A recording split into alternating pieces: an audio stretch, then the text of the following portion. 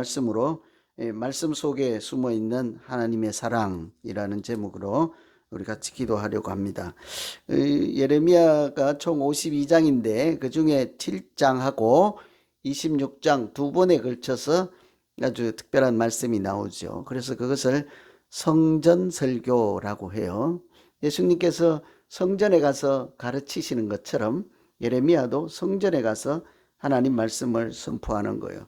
성전설교라고 하는 것은 다른 것이 아니라 여호와의 집 뜰에 서서 너는 교회에 가서 성전에 가서 말씀을 전하라 하는 하나님의 명령을 받고 그곳에 가서 전한 말씀이라 해서 이제 성전설교라고 하는데요. 예배당에 오셔서 성전에 가서 하나님이 말씀을 전하시면 누군가를 통해서 어떤 메시지를 듣고 싶겠습니까? 성전에 누가 와 있겠어요? 성전에 하나님이 와 계시는데 사람들은 누가 하나님 만나러 와요?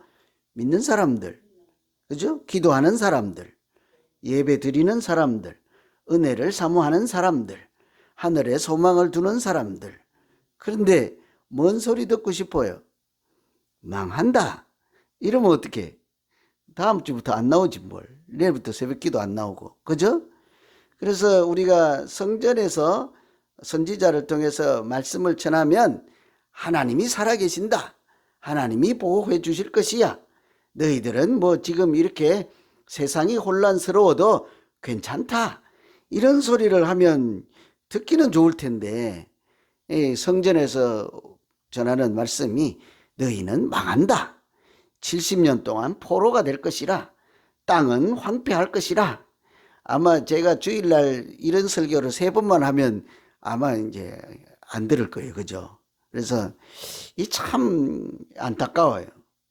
누구도나 누굽니까? 예배 드리러 온 사람들이에요. 그래서 이렇게 성전에서 주시는 멸망, 경고 이런 말씀 가운데도 하나님이 여전히 우리를 사랑할까? 이런 의문이 생기죠. 하나님이 왜 저러실까? 저렇게 말씀하시는 중에도 하나님이 우리를 사랑하시는 분일까? 오늘 말씀도 배경을 알고 자세히 읽어보면 참 눈물겨운 말씀이라 할 수 있어요. 우선은 끝까지 말씀을 전해주시는 자체가요, 하나님이 우리를 사랑하시기 때문이지 않겠습니까? 말씀을 해주시는 자체가 사랑이에요. 누군가 끊임없이 대화를 해주고 들어주고 말을 해주면요 고마운 사람이에요. 적어도 늙어서 철이 드는지 우리 집사람한테 좀 미안할 때가 있어요. 제 머리는 항상 교회 일로 복잡하잖아요. 얼마 안 되는데 100명인데 그래도 사연은 많고 복잡해요. 버스를 타고 가도 잠을 자도 집에 가도 항상 이 권사님이 어쩔까 뭐 누구한테 전화를 할까. 그래도 어제 9시에 누군가 문자 보냈다니까. 왜냐면 내가 아침 7시에 그분에게 문자를 보내거나 전화를 하려고 생각을 했다가 다른 거 하다가 잊어먹었다니까. 그리고 밤에 이제 저녁에 가서 생각이 난 건데 좀 밤 9시니까 늦기도 했을 것 같은데 그래도 했어요. 왜냐하면 그 전날도 그분에게 전화하려다가 못했거든. 그래 이게 뭔가 복잡할 때 요지는 이 머리가 복잡할 때 우리 집사람이 뭐라고 하면 그런 말이 귀에 들어올까 안 들어올까요? 안 들어오지. 그런데 여자 일생으로 보면 어때요? 뭐라고 궁시렁궁시렁 하는데 나는 듣는 척은 하는데 눈동자나 말똥말똥 하는데 속은 어때요? 교회 생각하고 있다니까. 딴 거 생각하고 있다니까. 미안하니까 알았어 들었어 어쩌고 하는데 거짓말이죠. 아이고 오늘 뒤에 앉아 있는데 좀 그렇다. 큰일 났네 오늘. 좀 불안하긴 한데 그죠? 이게 그런데 누군가가 자꾸 내 말을 하고 그래도 미안한 마음이 있고 또 고마운 마음도 있는 거죠. 누군가가 부족한 사람에게 또 뭐 잘 맞지도 않는 사람에게 아니면 뭐 별로 사이도 좋지 않는 사람이 와서 자꾸 말을 걸어주고 또 말을 이렇게 듣고 해주고 또 별 의미 없는 말이라도 한마디 건네주고 고마운 거예요. 아주 고마운 거예요. 제가 여러분 지금 뭐 지나가다가 뭐 말하면요, 아이 목사님이 나보고 저렇게 저런 말을 할 수 있나? 그 내용이 문제가 아니라 그냥 나는 그냥 말 한마디 주고받고 싶다 이 정도예요. 그냥 내가 하는 말 한마디에 가서 상처받고 집에 가서 울지 말고 또 뭐 말을 했더니 저렇게 나한테 저런 말을 할 수 있나 막 그러지 말고 상상의 날개를 펴지 말고 그냥 지나가면서 인사 한번 나누고 싶다 이 정도라고 생각하면 돼요. 정말 심각한 얘기 같으면 앉혀놓고 하든지 글로 써서 공정해가지고 내가 전달해 주지. 하나님께서 우리가 늘 우리를 찾아와서 자꾸 말씀을 해주시는 건데요. 성전에 와서 예배 드리는 그 자리까지 와서 말씀을 해주시는데 이게 망한다는 얘기인 거예요. 그래서 하나님이 왜 저러실까 싶은데 따지고 보면 눈물겨운 하나님의 사랑이 그 안에 있는 거예요. 오늘 1절에 보시면 요시야의 왕, 유다의 왕 요시야의 아들 여호야김이 다스리기 시작한 때 여호와의 말씀이 임하였다 그랬죠. 여호와께로부터 말씀이 임하였다. 여호야김이라고 하는데 그 앞에 뭐가 붙어 있어요? 요시야의 아들 여호야김. 그 사람이 왕이 되었을 때 하나님이 또 말씀을 주셨다 이런 얘기예요. 근데 이제 역사를 알아보면 요시야 왕은 그 앞에 아합이나 뭐 다른 왕들처럼 우상을 섬기고 하나님께 악행을 행한 그 왕들, 그 아버지, 할아버지 길로 가지 않고 선한 왕, 이제 이 나라의 마지막으로 하나님께 마음에 합한 왕인 거예요. 그렇게 잘 믿은 왕이라고 할 수 있죠. 선한 마지막 왕이에요. 근데 그 뒤에 4명의 왕이 있거든요. 이 왕들은 다 애굽으로 잡혀가고 바벨론으로 잡혀가고 눈이 뽑히고 포로로 끌려가고 죽임을 당하고 수모를 당했던 4명이 더 있고 망한다고요. 그러니 요시야 왕 다음에 4명의 왕이 있는데 이 사람들이 다 끌려가고 뭐 이렇게 두드려 맞고 눈이 뽑히고 비참한 과정을 거쳐서 결국은 망해요. 요시야 왕 종교개혁을 하고 성전을 청결하게 하고 율법 성경 말씀을 두루마리를 발견하고 그래서 하나님 앞에 우상을 척결하고 신앙을 제대로 할 수 있도록 국민을 바른 길로 인도하고 선한 왕이요 죽어요. 그런데 애굽하고 전쟁을 하다가 애굽이 이제 바벨론하고 아수르하고 싸우기 위해서 북상을 할 때 가서 막는다고요. 못 올라오게 한다고 하다가 죽어버려요. 그러니 그 아들이 이제 왕으로 올려놓게 3개월 만에 애굽의 왕이 올라와서 너 내려가 하고 폐위시켜버렸죠. 그 자기들 마음에 맞는 다른 사람을 왕 위에 세운 사람이 오늘 여기에 등장하는 여호야김이에요. 왕으로 있는 사람, 멀쩡히 있는 사람 내리고 애굽이 자기들의 말을 들어 너 안 들으면 죽어 하고 네가 이제 왕해 임명장을 주고 왕을 세운 사람이 하나님이 세운 사람이 아닌 거지. 애굽 나라가 왕 세워놓고 그냥 허수아비처럼 앉혀놓은 게 여호야김이에요. 그러니까 절망적인 상황이에요. 아주 위대한 왕은 죽었지. 한 사람 왕이 앉혀놓았더니 그 사람도 3개월 만에 내려가라고 그러지. 또 사람 왕 올려놓고는 너 우리 말 안 들으면 죽어 이러고 애굽의 눈치를 보면서 있을 때 꼭 신흥강국인 바벨론을 찾아가야 할까, 애굽을 싸워야 할까, 누구의 말을 들어야 할까, 이런 절망적인 상황에 또 나라를 잘 다스렸던 요시야는 죽어버리고 어떻게 하겠습니까? 이런 때에 하나님이 오셔서 말씀해 주시는 거예요. 이것이 살 길이다. 이렇게 해야 산다. 그 자체가, 그 내용이 문제가 아니라 하나님이 찾아오시는 그 자체가 우리에게는 은혜이지 않겠습니까?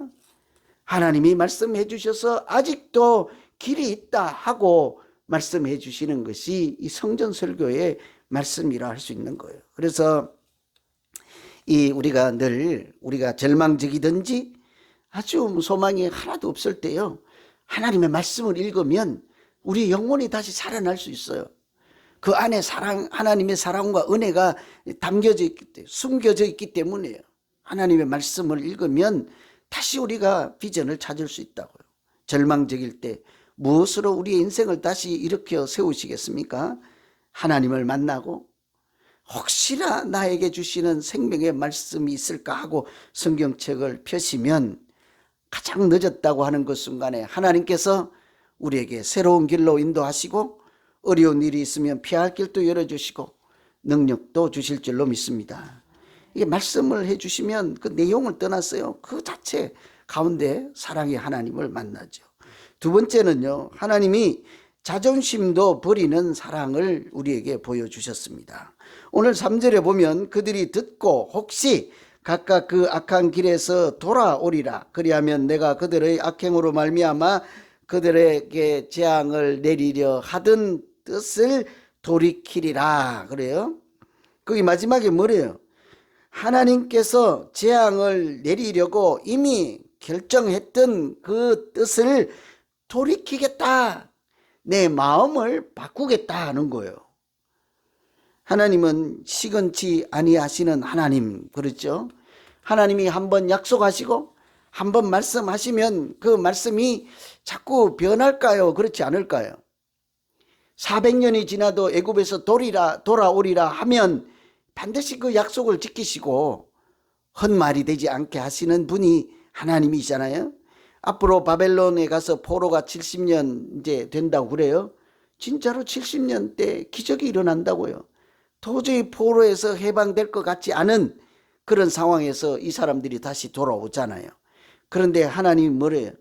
자기의 뜻을 분명히 정해서 예레미야 선지자를 통해서 무려 23년 동안이나 나라가 망한다 그랬는데 이제 와서 뭐래요? 이제 끝에서 세 번째 왕이에요. 여호야김, 긴, 시드기야. 그 세 명 있어요. 두 명 더 있어요. 이 사람 뒤에. 이제 두 명만 왕하면 잠깐 있다가 다 사라져요. 잡혀가요. 다른 나라에 포로로. 이 순간에 절망적인 상황이잖아요. 이렇게 망한다 20년 동안 하나님께서 예레미야 선지자를 통해서 말씀을 하셨다는 것은 심판을 하고 나라가 틀림없이 포로가 된다 정해져 있음에도 오늘 뭐라고 하십니까? 내가 마음을 바꿀 수도 있느니라. 바꾸겠다. 징계를 내리고 심판을 하겠다. 포로로 가는 이런 모델이 없던 일로 하겠다.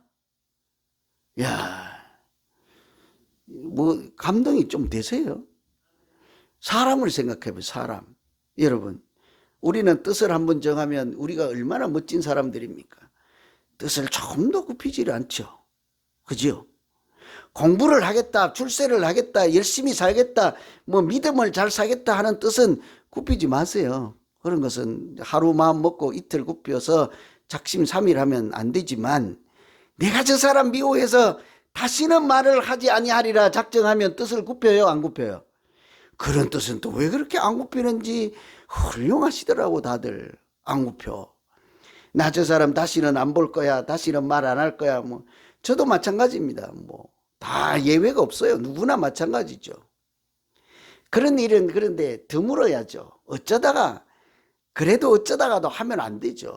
세월이 지나서라도 자꾸 우리의 마음을 기경하고 말씀으로 녹이고 하나님의 은혜로 씻고 이렇게 자꾸 성령의 불로 지지고 그런 마음들이 변화되어서 죄인까지도 우리가 아직 죄인 되었을 때도 우리를 사랑하셨던 하나님처럼 그 십자가의 마음 사랑처럼 우리도 자꾸 그렇게 되어야 하지 않겠습니까? 그런데 그런 일이 쉽던가요? 어렵던가요? 쉽지 않아요. 쉽지 않아요. 하물며 하나님은 어떠실까요? 하나님께서 뜻을 정했다는데. 그런데도 하나님은 시건치 아니하시고 반드시 약속을 지키시고 말씀대로 이루어지게 하시는 하나님께서 혹시라도 그들이 들을까? 예배드리는 그 자리에 가서 네가 말씀을 들으라. 혹시라도 지금이라도 한 명이라도 말씀을 들으면 내가 정한 뜻을 돌이키리라. 눈물겹지 않습니까? 그래서 이 하나님께서 우리처럼 끝까지 자존심 싸움하지 아니하고 우리를 불쌍히 여겨서 그 하나님이 정했던 그 길도 내려놓고 우리에게 말씀하신다고요. 아직도 길이 있다. 아직도 살아날 길이 있다. 그래서 어쩌면 자식 이기는 부모님이 없다 그러잖아요. 뭐 못 이겨서 지겠습니까? 져주는 거잖아요. 또 그 같은 말씀이 있지. 하나님의 자녀를 이기는 하나님 없다. 하나님은 끝까지 자존심까지 내려놓고 확실하게 정했던 뜻도 돌이키시며 너희에게 혹시라도 들을까 말씀을 주시는 그 사랑으로 오늘 또 우리가 믿음 안에서 은혜 가운데 머물며 이렇게 하나님의 자녀로 살아가게 되는 줄로 믿습니다. 그래서 오늘 하나님은 우리에게 자존심까지 내려놓고 우리를 만져주시고 인도하시고 사랑하시는 것을 보고 우리 자존심도 좀 내려놓고 좀 져주면 어때요? 좀 내가 못나면 어때요? 나보다 저 사람이 조금 더 나으면 어때요? 뭐 다 같이 좀 있으면 하나님 앞에 가서 다 가실 분들인데 뭐 어때? 이제 살 날도 며칠들 안 남았는데 뭐 아직 남은 날을 뭘 싸울 필요가 뭐 있어요? 얼마나 살겠다고? 뭐 저도 우리 집사람하고 살아봐야 이제 뭐 몇 년 살겠어요. 예? 그러니 우리가 우리를 위해서도 자기의 명예나 자존심까지 다 내려놓으시는 하나님의 사랑을 또 말씀 중에 그 내용이 문제가 아니라 가져와서 붙잡고 지금이라도 늦지 않았다고 하고 이렇게 말씀하시는 하나님을 생각하며 믿음 안에서 이렇게 말씀으로 기도로 승리하는 우리 모두 되기를 간절히 기원합니다. 오늘 말씀 의지해서 우리 각자 한번 기도하죠. 오늘 또 나에게 말씀을 해주신 하나님의 그 사랑으로 내가 한 번 더 힘을 내겠습니다.